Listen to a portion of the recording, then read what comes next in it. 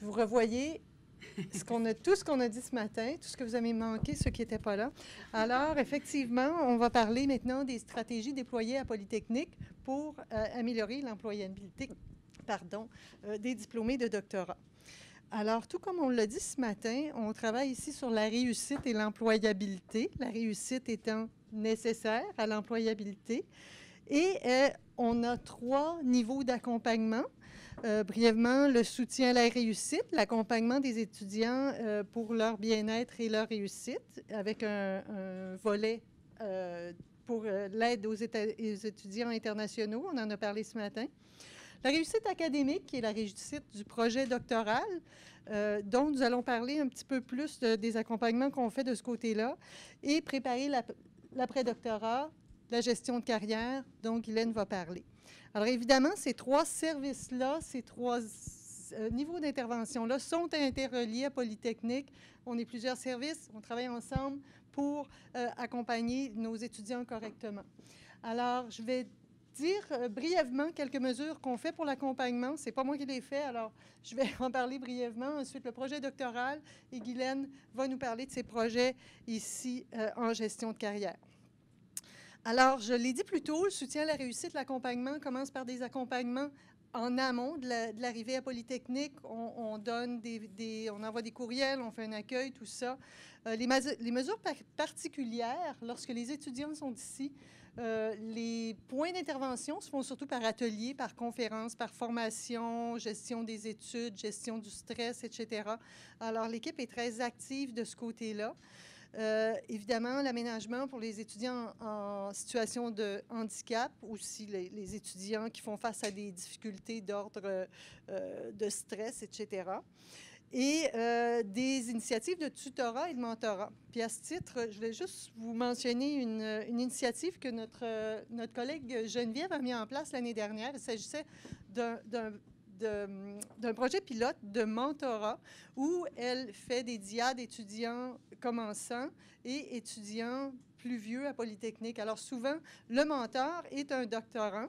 Elle a dans son projet pilote seulement une vingtaine d'étudiants, donc 8, je pense, diades.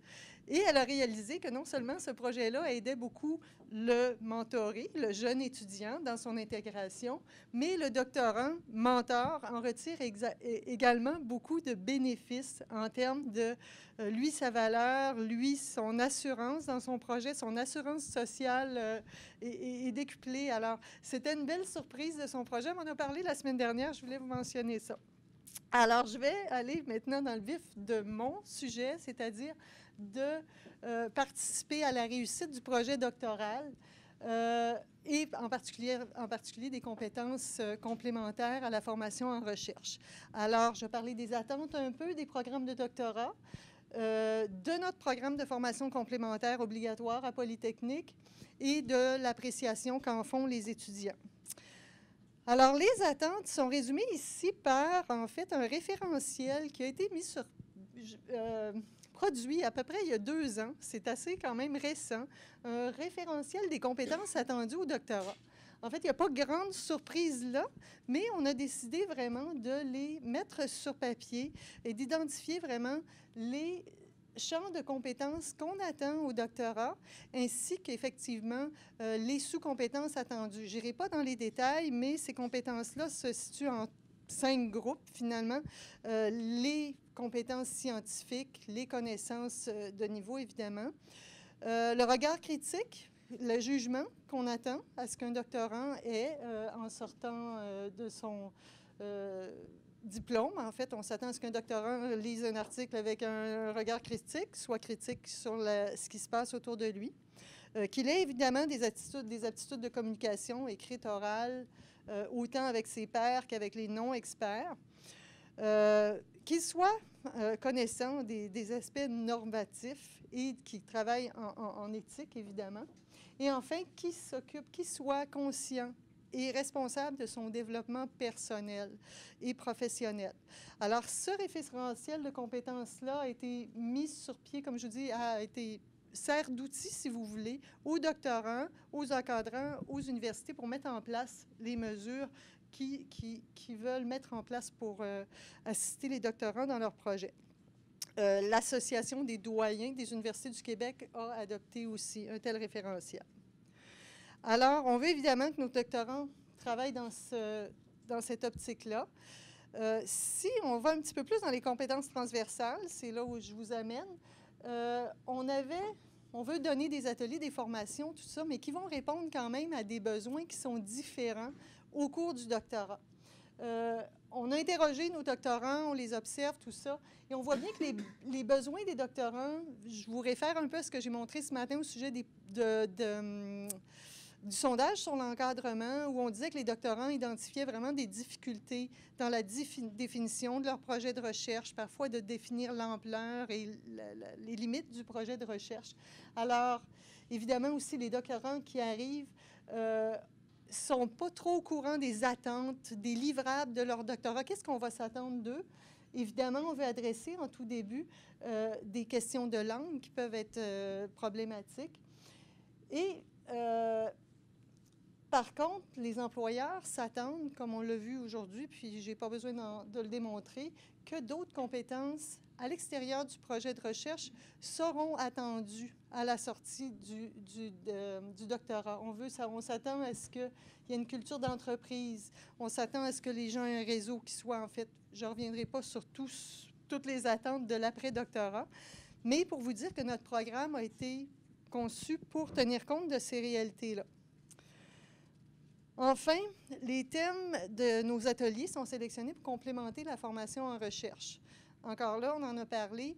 Les encadrants en recherche sont des professeurs d'université. La formation de doctorat est une formation en recherche. Ça, c'est essentiel.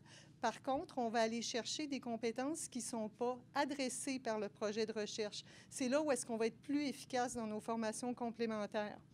Alors, on va aller chercher des compétences qui vont complémenter le projet de recherche, qui vont complémenter aussi l'expertise du directeur. On l'a dit plus tôt, le directeur de recherche a décidé, lui, de faire une carrière académique. Ce n'est pas nécessairement lui qui va être le meilleur pour former sur des carrières qu'on a besoin à l'extérieur. Alors, tout ça, c'est extrêmement rapide, mais le groupe de travail qui a conçu le programme de formation complémentaire à Polytechnique a tenu compte de ces enjeux, ainsi que de toutes les listes des compétences qui ont été mises ensemble par diverses organisations pour en venir à un programme qui se divise en 3 étapes, chacune correspondant à une année, plus ou moins, du parcours doctoral. Les présentations seront disponibles, ne vous inquiétez pas. Alors, ça, c'est le programme tel qu'il a été conçu à Polytechnique. Alors, la première étape vers l'examen de synthèse se concentre sur des compétences qu'on veut absolument que les doctorants acquièrent en prévision de leur examen de synthèse.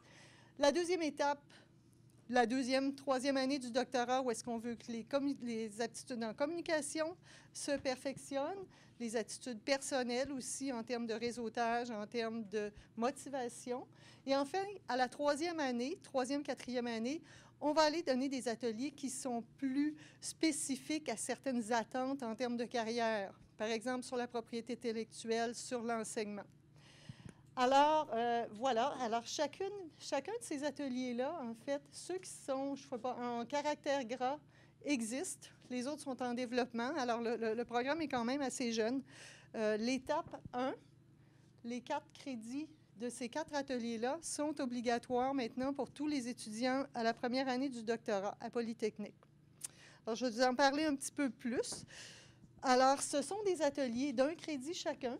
Réussir au doctorat, traitement de l'information scientifique et technique, la créativité à votre portée et conduite de projets de recherche. Ce sont des ateliers d'1 crédit qui ont été intégrés au curriculum de l'école. Les étudiants s'y inscrivent comme ils s'inscrivent à d'autres cours. Ce sont des ateliers de 1 crédit ferme, c'est 45 heures à Polytechnique Montréal, 1 crédit. Alors, pour tous, il y a une quinzaine d'heures de présence en classe. Les travaux personnels attendus sont en lien avec le projet de recherche de l'étudiant. L'étudiant va être appelé dans le premier atelier à définir son projet de recherche, à rédiger une première version de sa proposition de recherche, à comprendre, en fait, comment lui va être confortable avec un projet où le risque est modéré ou s'il va préférer un projet où le risque est moins modéré. Comment il conçoit l'encadrement avec son directeur de recherche, etc. C'est vraiment l'entreprise du doctorat dans lequel il est accompagné dans cet atelier-là. Deuxième atelier à la bibliothèque, gestion de l'information scientifique, gestion des bases de données, veille scientifique, etc. Un atelier sur la créativité, le seul des 4 ateliers pour lequel il n'y a pas de lien avec le projet de recherche de l'étudiant. Et enfin, conduire un projet de recherche où là, il va plus en profondeur à prévoir les risques, à prévoir les ressources de son projet, etc. Alors, c'est en place depuis maintenant 5 ans à Polytechnique et c'est un programme qui, à notre connaissance, est unique au Canada. On a la chance, on en a discuté avec des participants. On a la faculté de génie seulement. Ça a facilité pour nous l'implantation d'un programme pareil parce que les besoins, qu'on a quand même 7 départements, les besoins sont quand même assez circonscrits de ce côté-là. Alors, on a mené une enquête d'opinion auprès des doctorants après 3 ans. Et le taux de satisfaction, c'est-à-dire plutôt ou très d'accord, l'atelier est pertinent, chacun des ateliers, 78 88 54 et 78 L'atelier a contribué à atténuer les difficultés anticipées ou rencontrées au cours de mon projet doctoral. Alors, on était assez satisfaits de ces résultats-là. L'atelier sur la créativité score moins haut. C'est un atelier, comme je vous dis, qui ne traite pas du projet de l'étudiant. Alors là, certains le voient avec comme quelque chose de moins utile. Tant mieux, c'est parce qu'ils en ont besoin. C'est ce qu'on se dit. Et souvent, les commentaires des étudiants dans le cadre de cette enquête-là disent, bon, l'atelier sur la créativité, on a beaucoup aimé ça, mais c'est pas utile dans mon projet. Alors là, bon, il faut pousser plus fort sur la nécessité de penser à l'extérieur de la boîte. Alors, on était assez satisfaits de ça. Alors, grosso modo, on a 72 des doctorants qui considèrent que ce programme les aide vraiment dans l'entreprise de leur parcours. Évidemment, on poursuit le développement de ce programme-là. On écoute beaucoup les étudiants. Dans le cas du premier atelier, on a un questionnaire justement auquel on questionne tous les doctorants sur leur projet de carrière, leurs ambitions, les difficultés qu'ils anticipent au cours de leur doctorat. On apprend beaucoup et du fait qu'il soit obligatoire, on a un portrait de famille extraordinaire de tous les doctorants de Polytechnique. Alors, je vais maintenant passer la parole à ma collègue Guylaine qui, elle, va nous parler de ses projets dans le domaine de la gestion de carrière. Voilà. Merci. Donc,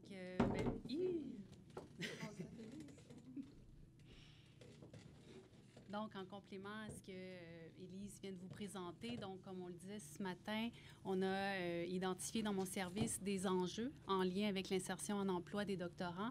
Donc, pour répondre à ces enjeux-là, je vais vous présenter trois actions qu'on a fait, nous, directement dans mon équipe au service conseil en gestion de carrière. Donc, je vais vous parler plus amplement du service conseil en gestion de carrière. Je vais vous présenter un projet pilote aussi que j'ai mené avec un groupe de doctorants, puis les projets à venir.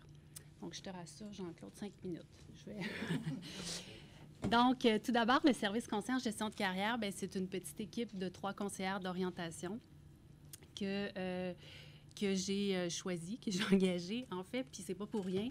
C'est que je trouvais, vous avez vu ce matin, je vous ai présenté les enjeux, l'approche en intégration sur le marché du travail, ça ne peut pas être une approche technique où qu'on ne fait que corriger des CV ou corriger des lettres de présentation. Il faut que ça soit plus global que ça. Donc, ça demande, je trouve que la richesse des gens dans mon équipe, c'est, sans vouloir me vanter, mais j'en suis très fière, ce sont des conseillères qui sont en mesure d'accompagner l'étudiant pour bien identifier quel est l'enjeu véritable au niveau de ces problématiques ou ces difficultés d'intégrer le marché du travail.